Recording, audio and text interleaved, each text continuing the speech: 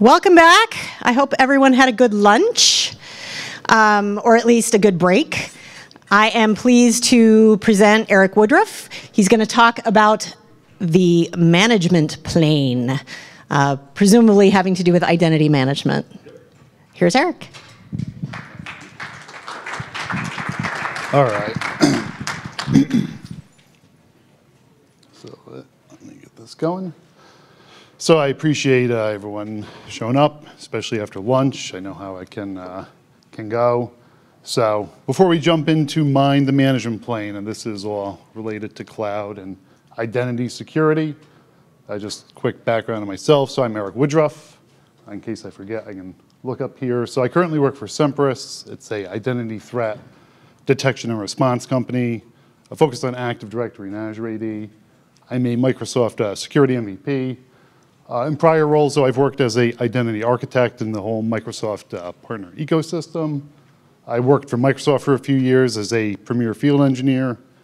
And for about 15 years, I worked actually for the state of New York. And there I managed the Windows Server infrastructure group. So for the judicial branch in our great state here. So there it was Windows Server, Active Directory, eventually when we went to the cloud, Azure AD, Office 365, all that good stuff. And love speaking, love community. Might be a little nervous here, but I'm so used to virtual. So my socials are here. QR codes right at identity conferences. This just goes to my link tree. So if you want to reach out, always appreciate connecting with folks in the community. All right, so let's get this going. Now, before we talk about the management plane, just some history here, right? So when we talk about securing on-prem, and this is a simplified, sort of washed out map here, right? We'd have our internal network with our Active Directory, our VMs, right? Some other things, or DMZ that we may put some compute workloads in. And primarily, though, the firewall, right, is the thing that sort of kept all the bad folks out, right? And security, or I shouldn't say security, trust is implicit, right? So if you're on the network, you're essentially trusted.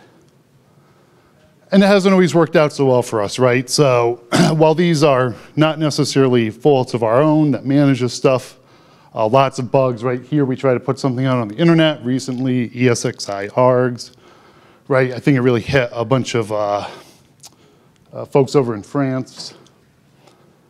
You talk about Exchange server on premises, right? There's probably 2-3 times a year some sort of huge flaw in Exchange server, again, that causes headaches for everyone.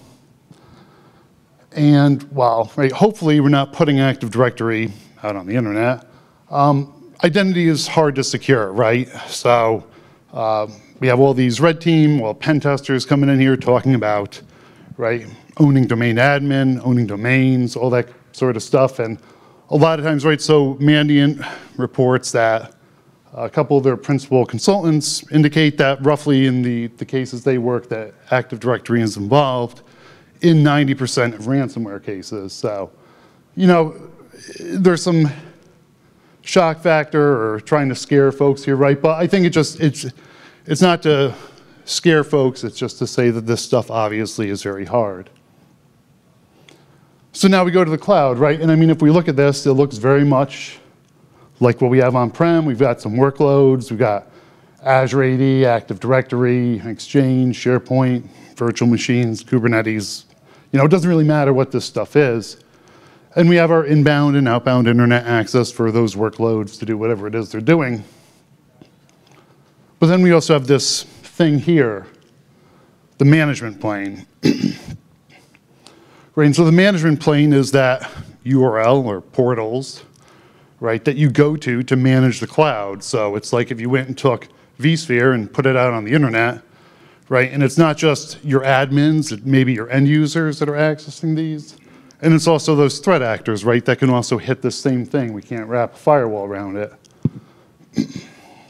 And ultimately, it doesn't matter whether you're, going to a GUI via the web, using APIs, right, AWS command line, Azure CLI. It's all ending up right? You're all going through the management plane one way or another. Now, a lot of times we have to plumb our data centers up to this stuff as well, right? So we see here we have some direct connection to our data centers. And usually some compute workloads like Active Directory as represented here also extends from the cloud to on-prem. And we have lots of SaaS applications, right? So we could be multi-cloud with our GCP and AWS. We can have Salesforce, Workday, Google Workspace, all this sort of stuff. And they all also come with their own management planes. So you have not just one, but now we've got 6 different management planes that we have to deal with. So marketing loves to say that identity is the new security perimeter. But right, when we go look at this, again, because we have no way of really firewalling these things, it is also true, right? So identity is the thing that keeps the bad actors out and lets the good folks that work for us or work with us in, right? So how this ties into the management plane here is that the privileged accounts, right, are the things that the threat actors want. It's not news, right? They want domain admin on-prem, but now again, it's just like we're kind of throwing it out there, right, for them. And so how these two tie together is, right, we have the management plane here that effectively is the thing that allows access to the control plane, right? So that's your cloud identity provider, Azure AD, Google AWS, whichever you use, could be Okta, PingFed, right? They're all still going to have a management plane. And then in turn, the control plane is what allows you to have access, or it's what's saying who has access to do things in the management plane, right? So there's this sort of symbiotic relationship between the two. You can't have one without the other. So going back to our diagram here, right? And so when we talk about securing the cloud and identity security, right, we have our users up in all these different places. And usually from an identity security perspective, right, we do identity federation. It's either going to be always SAML or OpenID Connect these days. But effectively what we're doing, right, is instead of having to worry about the user accounts and all these different places, we're tying identity back to some central identity provider. So again, here, taking Azure AD as the example, right? So when you go to Salesforce, you go to sign in, right? You're redirected to Azure AD. Again, it doesn't have to be that. You go to Workday, you get redirected to Google, what have you, right? But that way, we're only really worried about securing just one account effectively, right? With MFA and all that good stuff. But we also have our highly privileged users, right? So this is your AWS account owner. It's your global administrator, right? And this user has access to basically get to all these other management planes and also access to all your compute workload, whatever it is you may have in the cloud, right? Now, I mean, when we talk about well-architected security, we usually try to put boundaries on these things so that we're not using a global admin to get to all this stuff, right? And I kind of got sick of drawing arrows here, but I mean, it extends to everything, right? I think from one of the talks prior, it was mentioned that if you have this high, right, this is keys to the kingdom, tier 0, sort of if this account is owned, it's game over sort of stuff, right? And just want to also point out that many times you also have access to on-prem stuff through some means, right? So like when we look at bringing Active Directory out to the cloud, right, well, we can firewall our connection from, right, our data centers to the cloud. Usually that firewall is very porous because we need things like Active Directory to operate, which, right, needs like 1,000 ports open. So again, looking at our control and management plane diagram here, right, and kind of simplifying things. Right, so we have that highly privileged user. And again, just this is game over scenario, and right, this stuff is nuanced. So it's not necessarily that all these things can happen, right? But if this account is compromised, potentially everything could be a potential thing to be compromised as well, right? So, and let's just look at this a little bit. So again, when you talk about IaaS and PaaS and all that sort of stuff in the cloud, right, it's not just Windows workloads. It could be Kubernetes, Linux servers, it doesn't matter. For IaaS, most of these systems, right, they need an extension to operate in the cloud. Again, similar to, right, if you're running VMware, Hyper-V, there's extensions on that stuff. So in Azure, for example, that extension in Windows will give you system context, which is effectively, right, you're the operating system. So if you have pop global admin, and maybe you don't have access to those virtual machines, you just go give yourself access back, and then you run a command, a couple commands on, from the cloud on that VM, and now you also have domain admin, and you know you're on your way to on-prem. I mean, that's just one example. There's several different ways that you can move laterally from the cloud back to on-prem. Same thing with like PaaS, right? I mean, all this stuff is effectively that you can just go and manage it, do whatever you essentially feel like with it. And on the left, when we look at, or you're right, SaaS applications and multi-cloud, but again, these all federate either with SAML or OpenID Connect. And so like SAML, for example, if you have something like global admin, you can easily perform transforms on claims, and essentially claims are the things that tell the other system who you are. In Azure AD, it's very easy to spoof those sorts of things if you have global admin. So you may not have access into Salesforce or Workday, but if you want to pretend you're the HR person, you can actually, rather undetected, say that you're, someone in HR and get into those systems. And again, with multi-cloud, right, it's very likely in a multi-cloud scenario, the way identity is architected, that if you have global admin here, you can easily give yourself account owner over in AWS. So, and I will say that that's sort of defining our problem, so how do we solve it? And, you go look at docs, and this is from Microsoft, and, it's all this scary stuff where we have all these lines of attack paths, and, these graphs are okay, but a lot of times it can overwhelm people. And I think the thing is right, that end of the day, it's an education problem. It's not to shame people, right? Cloud, while it may be old, it's still new. And many times it's like we get the cloud, everyone's going to the cloud, and you can almost think of it as like a car, and your parents buy you a car and you don't have your driver's license yet, right? So you go drive it because they tell you to go drive around, you get in an accident, right? It's not your fault, you don't know how to drive. And with a lot of identity security in the cloud, it's very similar at a lot of organizations, but when they see stuff like this, it doesn't really help because it's all confusing, a lot of new nomenclature and stuff, and folks just don't really understand where do we start, what are we supposed to do. So instead of looking at this, right, we'll look at our global admin here. So for securing the cloud, just kind of walk through of some things we would want to expect organizations to implement from a sort of blue team, right, identity security perspective here. So you have your highly privileged user, and they've got their laptop here, right? And this is something that I would say the hardened, dedicated workstation is the one thing that organizations love to push back on. Management loves to push back on it. I worked at a company where they didn't want to give us extra laptops because we were special if we got that.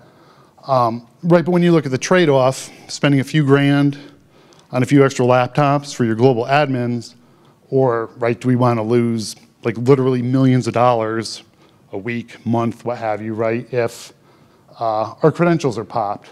So that hardened, dedicated workstation, right, this is a thing you don't go shop from Amazon on, you don't watch Netflix on, it's just for using those privileges. And that also ties into the clean keyboard principle, which is sort of part of what's called the clean source principle, right? So we want to make sure that when this laptop is issued, that it's free from malware and all that sort of stuff. But ultimately, it goes back to it being a dedicated device. And the dedicated device piece is critical because, right, if we have a laptop that we run like a admin VM on, right, well, if you own a hypervisor that has lower privileges, you own all the VMs on it. And, organizations will look at things like jump boxes or bastion hosts or, whatever you want to call them. But ultimately, right, if you are initially entering those credentials over the wire and someone is on that wire along with you, right, they have potential to intercept things. So clean keyboard, right? You have this dedicated device that you're using to manage Azure, AWS, and right. And again, just to clarify, this isn't everyone that's using it. These are those keys of the kingdom people that, if you get their creds, essentially, right? It's time to shut down shop. You know, endpoint detection or endpoint protection, I should say here. You know, pretty common thing. We want to make sure that's on there as well. And also, though, that these folks are using strong credentials, right? So with strong credentials, we're talking about phishing resistant, right, which is another new buzzwordy thing, but essentially that's FIDO2, Windows Hello for Business, certificate-based auth, right? So not that we have time to dive into this stuff today, but if you look at like attacker in the middle scenarios with something like EvilGenix 2, right, which is essentially a proxy, someone gets phished into going to some URL that's like a portal or something, and in most MFA scenarios, you can capture, right, their OTP. It doesn't matter if it's an authenticator app, it doesn't matter if it's SMS, right? And they can relay that, and they essentially have a refresh token or access token that represents you. Right, without getting into asymmetric key pairs, which is essentially what certificates are, right? That to intercept that traffic, you have to, I should say, in intercepting that traffic, you're going to break the chain of trust between whatever's signed by their credentials on this device and that endpoint. And so there's some good examples out there showing how things like FIDO2 will prevent attacker in the middle scenarios. And again, those are things we want to strive for with these privileged credentials. And you know, using PIM and PAM, right? So for our just-in-time access, and also making sure that if we're managing other secrets, that those things are being vaulted. You know, these days, right, your endpoint protection usually goes out to an MDM system and your EDR or XDR, and we want all those things to happen too. But it's not just so that we know if there's malware, but it's also when we look at our identity providers these days that are cloud-based, one advantage we do have is that most of them have something that's like a policy engine. And so with the policy engine, we have essentially what we would call a contextual authentication, right? So we can look at things like user risk. Right, so have we seen, for example, these users' credentials somewhere out in public? Some cloud IDPs can actually do things where, right, if folks are aware of have I been owned, right? Some of these have similar services that go out in the dark web and look for any credentials for end users existing out there, and right, it might say, we found these things, right? The application scope, right, what is it that we're trying to get to? Again, the endpoint protection is going to roll up and tell us whether a device is MDM compliant. We already talked about user risk, network risk as well, right? So a lot of the cloud identity providers have a benefit of being able to take, you know, their sort of collective aggregated network signals, right? So I might be fine at home, but say I go to Starbucks with this laptop, and we've seen malicious activity coming out of Starbucks, right? So that can feed into network risk signals that may or may not sort of influence whether or not we're actually going to get to things. And again, we can look at the authentication strength. We can say, you know, you're not using, you know, strong credentials, right? And so ultimately when our admin goes to get to the management plane, if all these things are strong and satisfied, right, we'll say we're going to let them in. But say there is something we don't like, right? So, again, back to the Starbucks scenario, if we are trying to access from Starbucks and there's malicious traffic, right, our access may ultimately get blocked. So, you know, just trying to add some context here. Now, I'm not big into the sort of name and shame thing, but I think a lot of times, right, in the news, we only see the gloom, we only see organizations that have been compromised, right? They've been ransomware, et cetera. And on the vendor side, it's always like, yay, look at like how great everyone's doing and we saved this customer and all this. And we never really talk about the middle, right? Like there's something between these two spots, which unfortunately tend to see when it comes to cloud, a lot of organizations are in this place. So this software company, they have about 100 million a year in revenue. They had all their critical workloads in AWS, so it's a bunch of Kubernetes stuff they were running out there. And they had no privilege separation on their devices. So right? They had their daily driver laptop that they used for whatever it is that they're doing, and that same laptop they could actually also use to get out there with account owner. These are their cloud architects. But it didn't really matter because their critical workloads they could also get to from their home personal laptops. They had no controls in place limiting what devices they could get into this stuff from, right? So it doesn't even matter what they're doing on their work laptop. They could go, use their kid's iPad to get to it if they wanted to. And again, they were allowing weak MFA, right? Which, sometimes from an identity perspective, we come down harsh on people because it's like phishing resistant again, right? And you get into that, any MFA is better than no MFA.